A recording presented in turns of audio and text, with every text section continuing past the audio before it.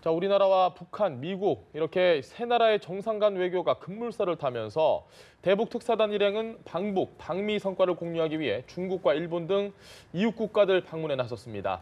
시진핑 주석은 정의용 안보실장에게 한중 두 나라 간 소통 강화 의지를 밝혔고 정의용 실장은 시 주석에게 한국을 국빈 방문해달라는 문재인 대통령의 뜻을 전달했습니다. 네, 두 분 전문가 모시고 관련된 이야기 나눠보겠습니다. 신범철 국립외교원 교수, 이물출 경남대 극동문제연구소 교수 모셨습니다. 안녕하십니까? 안녕하십니까. 신 교수님, 중국이 양회 기간 중에 이렇게 정용 실장을 만났다는 그 자체만으로도 이 현재 한반도 정세를 어떻게 지금 보고 있느냐를 우리가 좀 도출해내 볼 수 있을 것 같습니다. 예, 지금 현재 중국은 양해 기간 중이고 그 기간 중에 시진핑의 새로운 체제의 인사를 확정해야 되는 문제가 있기 때문에 예. 국내 정치적으로 상당히 복잡한 상황입니다. 그럼에도 불구하고 어제 총 7시간이죠. 양재츠 국무위원, 시진핑 주석, 그리고 왕이 외교부장 합해서 7시간 동안 특별히 배려를 했다는 것은 현재 한반도 정세의 중요성을 그만큼 중국도 심각하게 생각하고 그 과정에서 한국의 목소리를 듣고 중국의 의견을 갖다가 반영시키기 위해서 관심이 매우 높은 상황이다, 이렇게 평가할 수 있겠습니다. 알겠습니다. 네. 사실 어제 방문을 보면서 지난해 문재인 대통령의 방중 때를 비교하는 분들이 많더라고요. 좀 어떻게 보셨습니까? 사실 이제 시진핑 그 주석이 이번 양해를 거치면서 지위가 확 달라졌습니다. 네. 이 북한하고 단순히 비교하면 좀 그렇긴 하지만 어떻게 보면 이제 그 수령 영도 체제 비슷하게 지금 중국이 가고 있는 것 같습니다. 그리고 이제 아무래도 이제 시진핑 주석의 그 지위가 변화됨으로 인해서 이제 어떤 외교 관례라든지 또 뭐 정상 외교 또 뭐 특사를 접견하는 방식도 이전보다는 좀 많이 달라지는 거 아닌가 이렇게 보여지는데요. 사실 이제 우리 신문진 교수님이 잘 설명했지만 이 중국 입장에서는 그동안 북한 문제가 제일 골칫거리였거든요. 네. 어떻게 보면 시진핑 주석 입장에서 자신의 어떤 권위를 어떻게 보면 가장 실추시킨 지도자 중에 한 사람이 이제 김정은 위원장이라는 인식까지 갖고 있습니다. 그건 여러분 잘 아시겠지만 중국의 만류에도 불구하고 북한은 계속 핵실험을 하고 미사일을 발사했어요. 어떻게 보면 이제 국제사회, 특히 미국은 중국이 북한의 도발을 억제할 수 있는 영향력을 갖고 있다고 인정을 하고 네. 중국에 많은 역할을 부여했는데 사실은 중국이 별로 성과를 못 냈습니다. 예. 근데 이제 우리가 남북한 대화를 통해서 우리가 이제 그 김정은 위원장의 비핵화 의지를 지금 이끌어내고 있는, 그리고 우리가 이제 어떤 국민을 주도하고 있는 동북아 정세를 주도하고 있는 이런 상황이 돼버린 거거든요.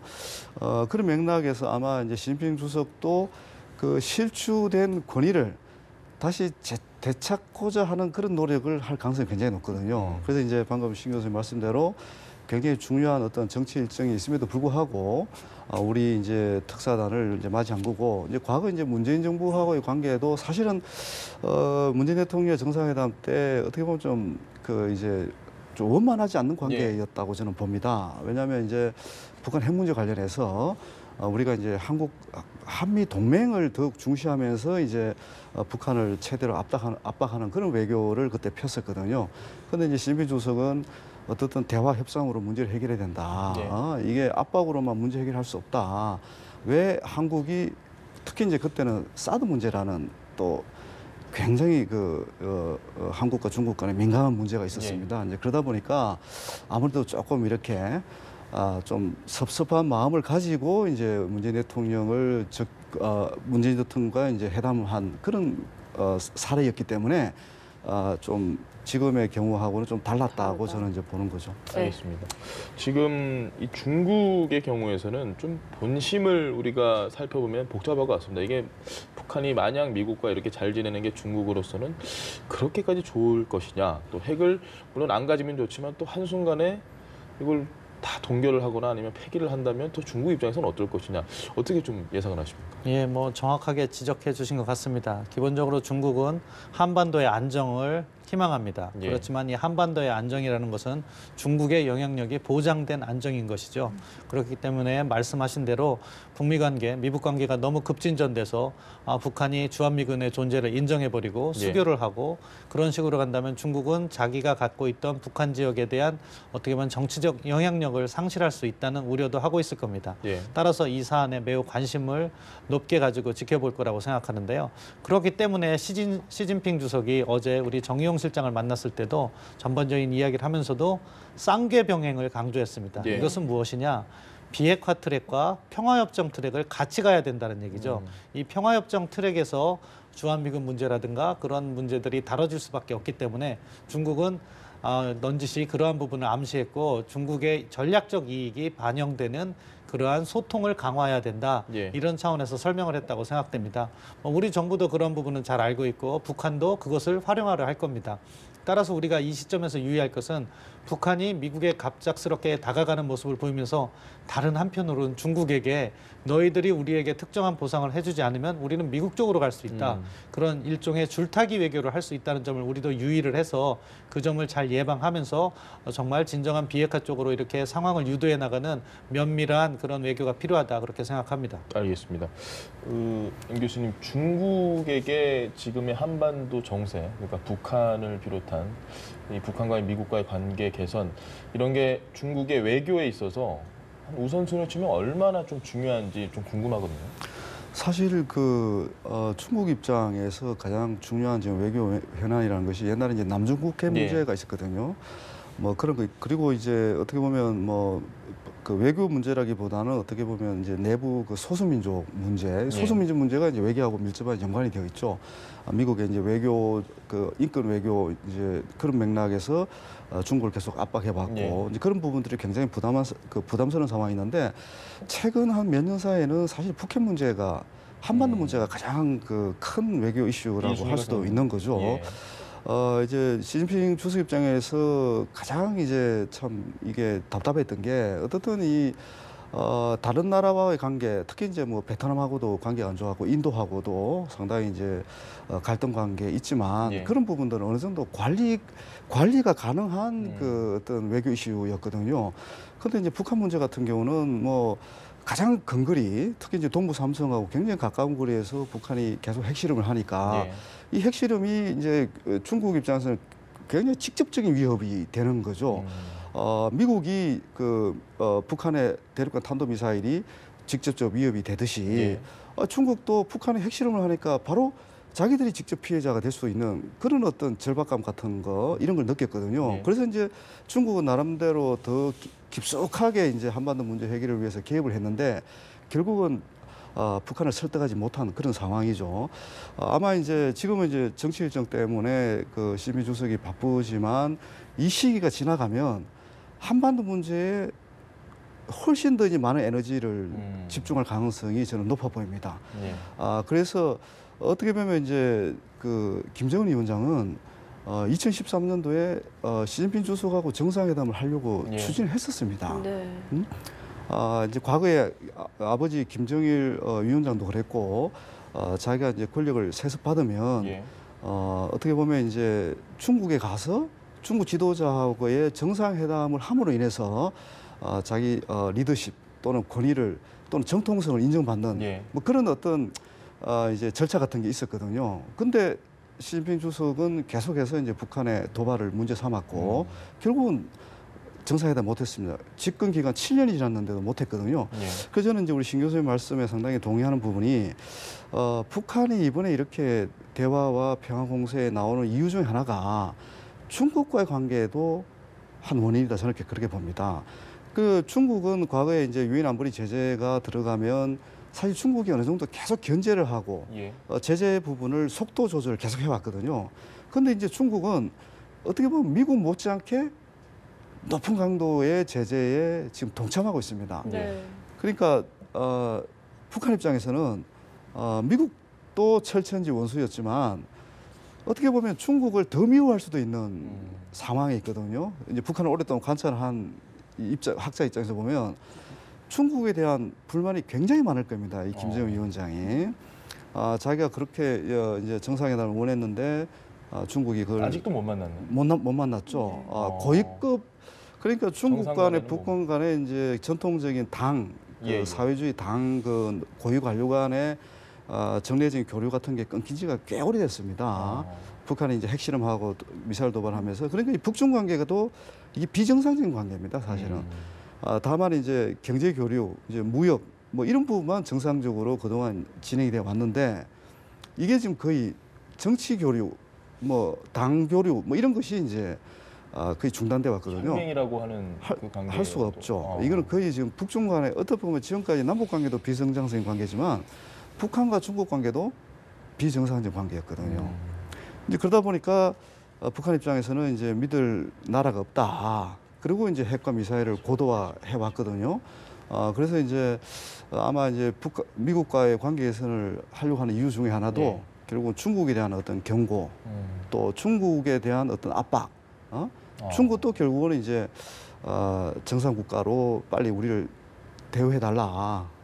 북한 입장에서는 그 중국 지도자에 대한 어떤 메시지도 지금 상당히 있다고 보는 거죠. 생각지를 못했는데. 네, 그럼 중국 역시도 그런 당대당 외교 복원이라든지 뭔가 북중 정상회담을 역시 좀 추진할 가능성이 있다고 보시는 건가요? 이제 북미 회담을 통해서 그 핵이나 미사일 위협이 어느 정도 이제 완화가 되면 예.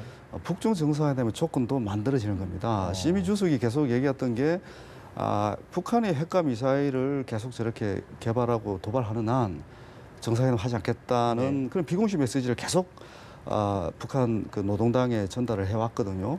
근데 이제 근본적으로 이제 그런 어떤 조건 자체가 이제 사라지는 거기 때문에 조건 자체가 충족되는 거기 때문에 핵과 미사일 그 발사를 더 이상 안 한다면 그러면 이제 자연스레 한중 정상회담도 열릴 거고요. 이제 나중에 일본 얘기도 하겠지만 저는 김정은 위원장의 순서는 그겁니다. 이제 남북 정상회담, 예. 그다음 북미 정상회담, 그다음에 이제 북중 정상회담, 예. 그다음 북일 정상회담 이렇게 갈 겁니다. 그렇게 가야 자기들이 좀 더 체제 안전을 보장받을 수 있다고 생각하는 거예요. 그러니까 북한은 어느 한 나라에 심지어 우리 남한이라도 남북 관계가 아무리 개선돼도 우리 남한에만 절대적으로 의존하는 그런 상황은 안 만들 겁니다.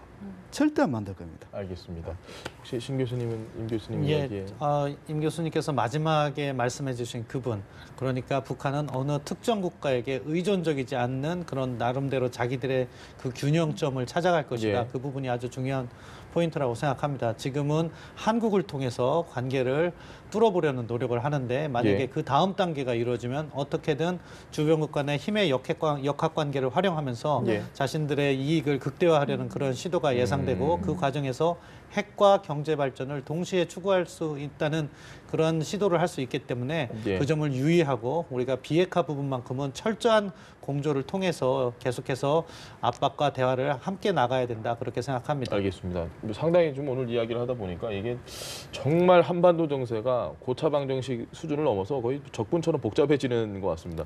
미국 분위기도 좀 봐야 될 것 같아요. 지금 일단은 반신반의지만 오늘 상황을 보면 행정부나 이 고위급에서는 잘해보자는 쪽으로 이야기가 되는 것 같습니다. 물론 언론을 뺀다는 전제하에 일단 분위기 좀 설명해 주시죠. 일단 행정부는 대통령의 지침에 따라서 움직이는 것이고 예. 트럼프 대통령이 북미 정상회담을 하겠다 이런 이야기를 했기 때문에 그 다음부터는 이제 체계적으로 성공적인 북미 정상회담, 미북 정상회담을 개최하기 위한 준비가 이제 이루어질 거라고 생각합니다. 예. 먼저 첫 단계로 틸러슨 국무장관이 이야기했죠. 이제 북한이 이제 한국을 통해서 들었는데 북한이 너희들이 미국에게 정상회담을 하겠다는 의사를 표명해라 예. 이 이야기를 했고요.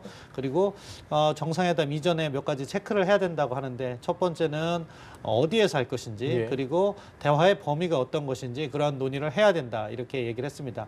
아마 그러한 과정을 통해서 북한이 정말로 비핵화 의지가 있는지 그리고 정상회담을 어떤 방식으로 이끌어 갈 것인지를 갖다가 사전 조율을 하겠다는 의사로 보여지는데 행정부 입장에서는 이제 5월에 예정된 정상회담을 준비하기 위한 체계적인 작업에 들어갔다. 그 과정에서 이제 북한도 정말 비핵화 의지가 있고 미국하고 정상회담을 하겠다는 의지가 있다면은 이제 뭐 뉴욕 채널이라든가 제3국에 있는 채널을 통해서 접촉이 이루어지고 예. 정상회담 이전에 뭐 장관급 회담이라든가 아니면 차관급 회담 정도로 어젠다를 갖다가 세팅하는 그러한 과정이 있다. 그래서 앞으로 4월이 정말 재밌는 달이 될 것 같습니다. 알겠습니다.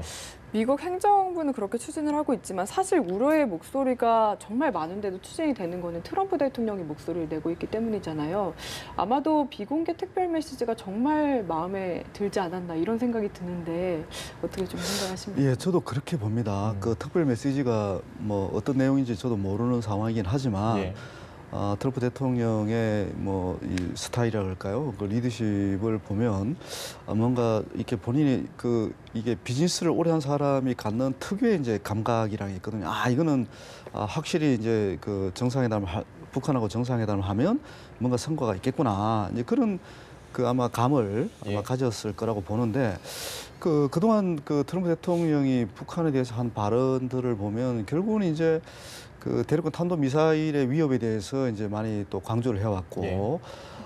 또 이제 전임 대통령이 이루지 못한 성과와 관련해서 뭔가 특별 메시지가 전달되지 않았을까 하는 그런 부분도 저는 생각을 해봅니다. 예. 사실 미국 입장에서는 이제 완전하고 뭐 검증 가능하고 또 되돌릴 수 없는 CBID를 이제 목표로 이제 계속 내국을 강조를 하고 있지만 사실 CBID라는 게 미국도 이게 긴 시간이 걸린다는 걸 너무 잘 알고 있고 네. 그 이전에 이제 뭔가 그러니까 쉽게 말해서 미국 내 유권자 또 미국 여론을 어느 정도 이제 만족시킬 수 있는 메시지가 이제 북한으로부터 오는 게 굉장히 중요하거든요. 이제 그런 부분들이 몇 가지 패키지로 저는 만들어서 왔다. 그 메시지라는 게 한두 가지가 아니고 이 몇 가지가 저는 패키지로 담겨 있을 거라는 예상을 할 수 있습니다. 그게 이제 뭐 이제 응유 중에 이제 미국인 석방하는 문제라든지 그리고 또 북미 간에 중요한 게 미군 유해 문제입니다.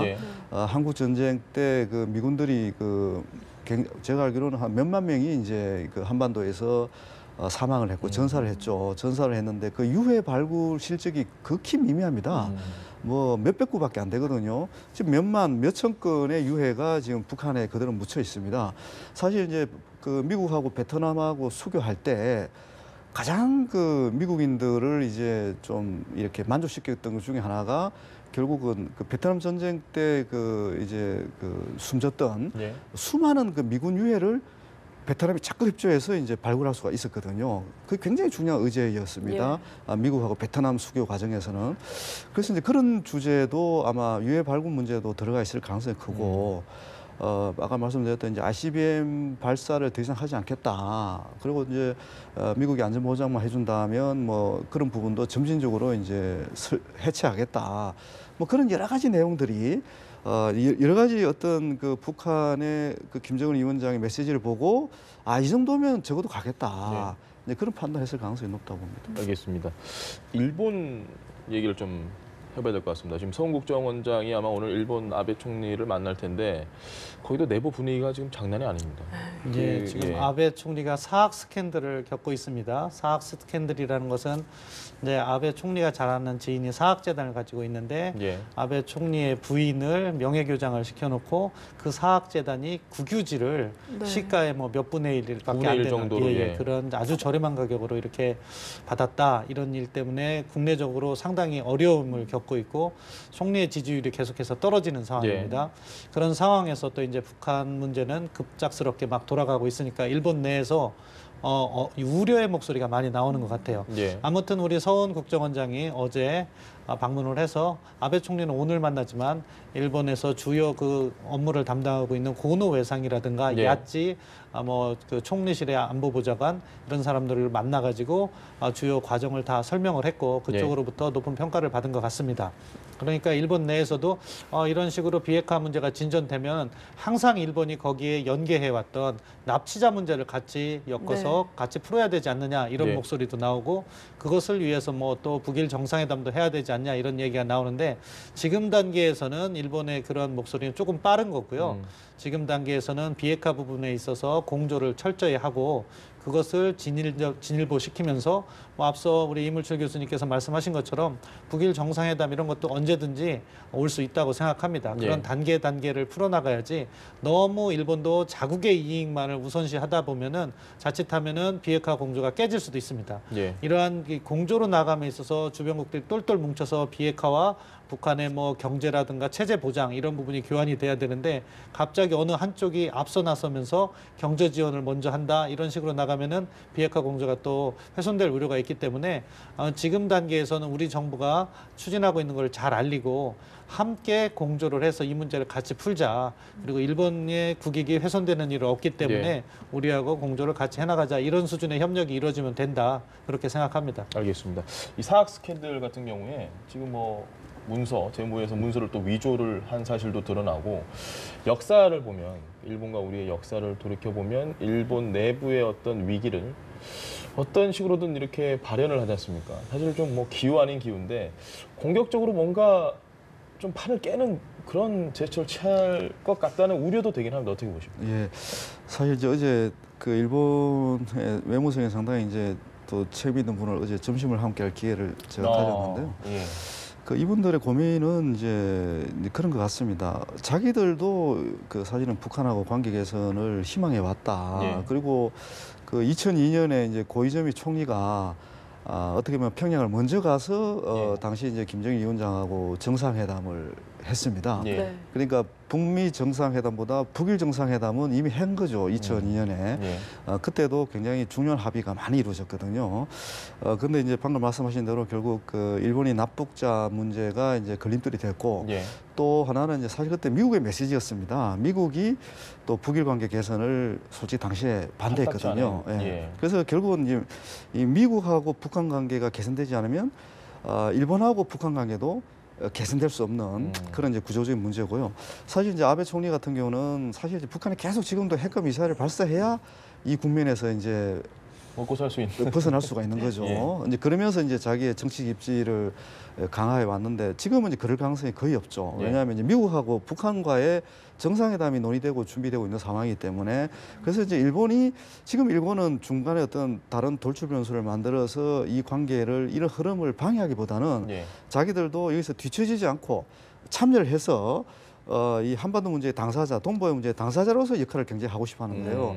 특히 북한의 미사일 위협은 예. 자기들의 실제적 위협이라고 일본 사람들은 생각을 하고 있습니다. 예. 그러니까 이제 그 북한하고 미국하고 협의할 문제도 있지만 북한이 자기들하고도 일본하고도 이 문제를 대화하고 협상해야 된다. 이렇게 지금 일본 외무소에 있는 분들은 보고 있는 거거든요. 그래서 자기들도 반드시 어느 시점에서는 참여해서 북한하고 대화하고 협상을 하겠다. 예. 그런 입장에 있거든요. 그래서 지금은 과거처럼 어떤 북한이 먼저 도발을 하지 않는 이상 이 흐름을 일본이 깰 수는 뭐 저는 깨기는 거의 어렵다고 보고 있고요.